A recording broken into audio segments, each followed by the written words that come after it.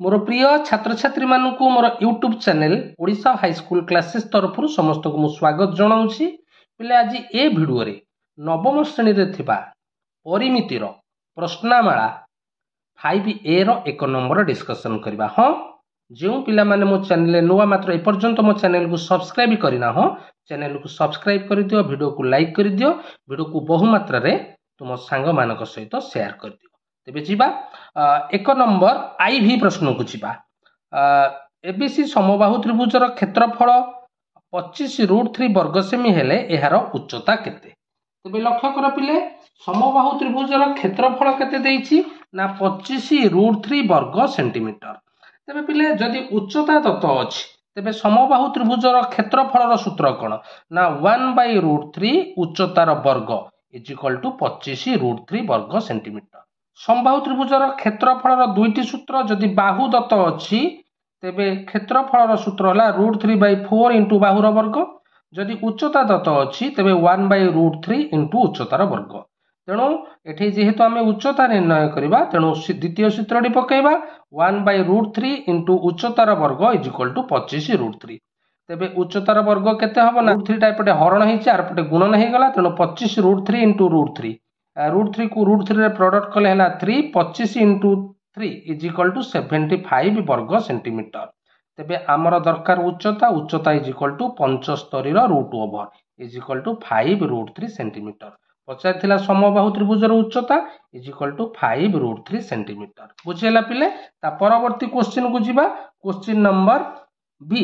ABC समबाहु त्रिभुजर कोनोसे एक अंतस्थ बिंदुरु बाहु मानक प्रति अंकित लंब त्रयर दैर्घ्य 3 सेमी 4 सेमी और 5 सेमी हेले त्रिभुजर उच्चता केते। एहा हमर उदाहरण 5 रो प्रश्न एक प्रकार रो पिले भल भाव रे देखो। एबीसी एक समबाहु त्रिभुज एहार एक अंतस्थ बिंदु ओ नेली ए ओ बिंदुरु बीसी प्रति अंकित लंब हला ओपी, ओ बिंदुरु एसी प्रति अंकित लंब हला ओक्यू एवं ओ बिंदुरु एबी प्रति अंकित लंब हला ओआर। मन कर एबीसी त्रिभुजर प्रत्येक बाहुर दैर्घ्य को नेली ए एकक। तेबे एहार क्षेत्रफल केते हबो पिले ना √3/4 a स्क्वायर। वर्तमान लक्ष्य कर मु ओ रु बिंदुरु बी सी एवं ए को जोग कला पर एहा तीनोटी ट्रायंगल हैला। गोटे ओबीसी ट्रायंगल, गोटे ओएसी ट्रायंगल, गोटे ओएबी ट्रायंगल। वर्तमान आमे तीनोटी जाक ट्रायंगल रो क्षेत्रफल निर्णय करिबा। ओबीसी त्रिभुजर क्षेत्रफल तेबे हाफ इंटू भूमि इंटू लंब हाफ इंटू बीसी लंब हैला ओपी। बीसी माने समबाहु त्रिभुजर बाहु हैला ए, ओपी देइछि 3 तेणु एटा हे गला 3a/2 वर्ग सेंटीमीटर। ठीक सेही परि पिले ओएसी त्रिभुजर क्षेत्रफल half into AC into OQ. AC हैला ए, ओक्यू देइछि 4 एटा हैला 2a वर्ग सेंटीमीटर। सेही परि पिले ओएबी त्रिभुजर क्षेत्रफल half into AB into OR.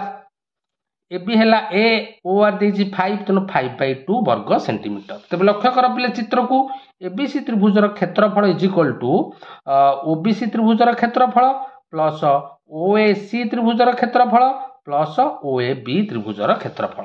बुझेला। तबे तीनोटी जाक क्षेत्रफल को आमे मिसई देले एबीसी त्रिभुजर क्षेत्रफल पाइबा। तबे एठी लॉस आगु नै गली 2 आकु समाधान कला पर आमे पाइले 6a वर्ग सेंटीमीटर। पूर्व आमे जानि थिले समबाहु त्रिभुजर क्षेत्रफल बा एबीसी त्रिभुजर क्षेत्रफल हला √3/4 a square is equal to एठी आमे जेतले बाहर कले तीनोटी जाक त्रिभुजर क्षेत्रफल समष्टि हला 6a। आकु समाधान करिबा। समाधान कला पर उभय पार्श्व पिले a कटि गला। तबे a रो वैल्यू केते पाइले ना 6 इंटू LHS रे जो थिला √3/4 RHS रे गला 4/√3। बुझेला। वर्तमान लब रे √3 प्रोडक्ट कली, हर रे √3 प्रोडक्ट कली, एटा हे गला 24 √3/3 इज इक्वल टू 8 √3। ता माने हमें समबाहु त्रिभुजर बाहु पाई गले 8 √3 सेंटीमीटर। बुझेला। पचारछि समबाहु त्रिभुजर उच्चता पिले समबाहु त्रिभुजर उच्चतार सूत्र √3/2 इंटू समबाहु त्रिभुजर बाहु ता माने √3/2 इंटू 8 √3 आकु लघिष्ठ कला पर आमे पाइले 12 सेंटीमीटर। पचारिथिला समबाहु त्रिभुजर उच्चता इज इक्वल टू 12 सेंटीमीटर। जीवा क्वेश्चन नंबर VI को देख पिले गोटे आयत क्षेत्र रे गोटे सरल रेखा अंकन करिवारु यह दुई गोटी वर्ग क्षेत्र रे परिणत हैला। आयत क्षेत्र रो दुई सन्निहित बाहुर अनुपात केते।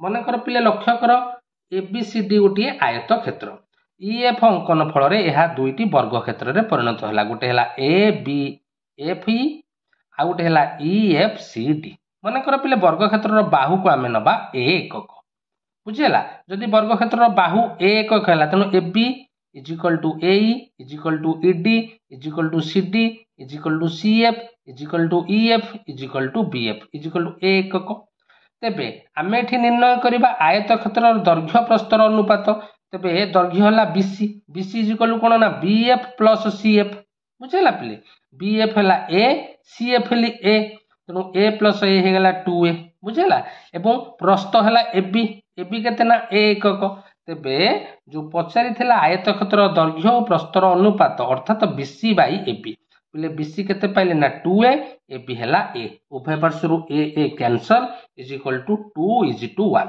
तेबे आयत क्षेत्र दैर्घ्य और प्रस्तर अनुपात हला 2:1 बुझीगला नेक्स्ट क्वेश्चन को जिबा क्वेश्चन नंबर VII गोटे आयत क्षेत्र दैर्घ्य और प्रस्थ को 3 गुण कले लब्ध क्षेत्रफल लब्ध आयत क्षेत्र क्षेत्रफल दत्त आयत क्षेत्र क्षेत्रफल केते गुण बुझीगला मनकर आयत क्षेत्र दैर्घ्य को नेली पिले x एकक प्रस्थ हला y एकक तेबे आयत क्षेत्र क्षेत्रफल हला xy वर्ग एकक तेबे दैर्घ्य को जदि 3 गुण करिबा तेबे दैर्घ्य केते हबो 3x एकक प्रस्थ को 3 गुण कले 3y एकक तेबे ए नूतन बा लब्ध आयत क्षेत्र क्षेत्रफल केते हे गला ना दैर्घ्य गुणन प्रस्थ 3x * 3y = 9xy वर्ग एकक बुझेला से पचारुची जे लब्ध आयत क्षेत्र क्षेत्रफल दत्त आयत क्षेत्रफल केते गुण ता माने 9xy / xy बुझेला एठी xy कैंसल = 9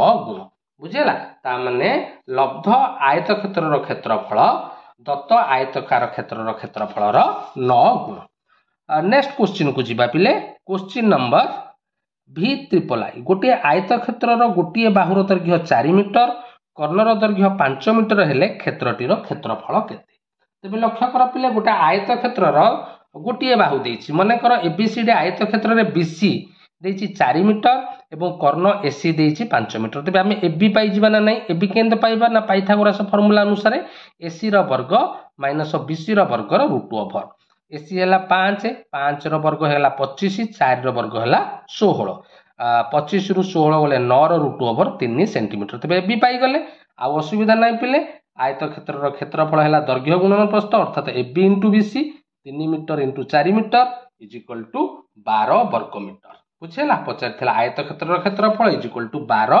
वर्ग मीटर क्वेश्चन नंबर IX गोटे वर्ग क्षेत्र कर्णर दैर्घ्य 4 सेमी हेले वर्ग क्षेत्र क्षेत्रफल केते तेबे गोटे वर्ग क्षेत्र कर्णर दैर्घ्य देछि पिले 4 सेमी तेबे आमे जानिछे वर्ग क्षेत्र कर्णर दैर्घ्य निर्णय करिवार सूत्र हला √2 * बाहु = 4 सेमी तेबे आमे बाहु पाई जिबा एपटे √2 टा गुणन हेछि RH गले हरण हे जो 4/√2 बुझेला बर्तमान लब्बरे √2 गुणिली हररे भी √2 गुणिली √2 होला 2 = 2√2 तबे बाहुर दैर्घ्य होला 2√2 बुझेला पचारिथिला वर्ग क्षेत्र क्षेत्रफल बाहुर वर्ग बाहु पाई गले 2√2 2√2 रो वर्ग = 2 रो वर्ग 4 √2 रो वर्ग 2 4 2 8 वर्ग सेंटीमीटर पचारिथिला वर्ग क्षेत्र क्षेत्रफल = 8 वर्ग सेंटीमीटर नेक्स्ट क्वेश्चन को जिबा गोटे वर्ग क्षेत्र और गोटे समबाहु त्रिभुजर बाहुर दैर्घ्य समान सेमानकर क्षेत्रफलर अनुपात केते तेबे लक्ष्य कर मानेकर वर्ग क्षेत्रर बाहु एवं समबाहु त्रिभुजर बाहु जेहेतु समान देछि ताकू नै जिबा A एकक पचारछि वर्ग क्षेत्रर क्षेत्रफल अनुपात समबाहु त्रिभुजर क्षेत्रफल तेबे वर्ग क्षेत्रर क्षेत्रफलर सूत्र हला A² समबाहु त्रिभुजर क्षेत्रफलर सूत्र हला √3/4 A² तेबे एठी A² कैंसल 4 टा ऊपर को चली गला 4/√3 तेबे एठी वर्ग क्षेत्रर क्षेत्रफल आ समबाहु त्रिभुजर क्षेत्रफल र अनुपात आसिला 4:√3 बुझियला तो नेक्स्ट क्वेश्चन नंबर XI एक समकोणी समद्विबाहु त्रिभुजर प्रत्येक समान बाहुर दैर्घ्य 4 सेमी हेले समकोणरू कर्ण प्रति अंकित लंबर दैर्घ्य केते तेबे बढ़िया प्रश्न दिए पिले देख गोटे समकोणी समद्विबाहु त्रिभुज ABC गोटे समकोणी समद्विबाहु त्रिभुज यार AB = BC = 4 सेमी तो जी AB आउ BC दत्त देछि तेबे AC पाई जिबा ना नाही पाइथागोरस फार्मूला अनुसार AB रो वर्ग प्लस BC रो वर्ग रो रूट ओवर 4 वर्ग प्लस 4 वर्ग 16 plus 16 32 root over equal 4 root 2 centimetre AC हो गला 4 रूट 2 सेंटीमीटर बुझेला। अच्छा वर्तमान एबीसी त्रिभुजर क्षेत्रफल निर्णय करबा हाफ एबी इंटू बीसी अर्थात हाफ समकोण संलग्न बाहुद्वयर गुणफल 8 वर्ग सेंटीमीटर। तेबे से कहछि समकोण रु कर्ण प्रति अंकित लंब हमकु बीडी निर्णय करिया पड़िबो। बीडीटा कहा प्रति लंब ना एसी प्रति लंब बुझेला। तेबे एबीसी समकोणी त्रिभुज रे बीडी को जदि आमे लंब नबा एसी को जदि आमे भूमि नबा यार क्षेत्रफल सूत्र कोन ना हाफ एसी इंटू बीडी बुझेला। एसी पाई जे केते ना 4 रूट 2 बुझि पाइलो तेणु 4 root 2 into BD is equal to 2 root 2 BD. तेबे आमे एबीसी त्रिभुजर क्षेत्रफल एठी पाइले 2 रूट 2 बीडी यह पूर्व केते पाइथिले 8 वर्ग सेमी ता माने 2 root 2 BD is equal to 8 वर्ग सेंटीमीटर। तेबे बीडी केते ना 8 बाय 2 रूट 2 बुझेला को लघिष्ठ कला परे आमे पाई गले 2 रूट 2 सेमी ता माने समकोणरू कर्ण प्रति अंकित लंबर दैर्घ्य 2 रूट 2 सेंटीमीटर। समस्त को अनेक अनेक धन्यवाद।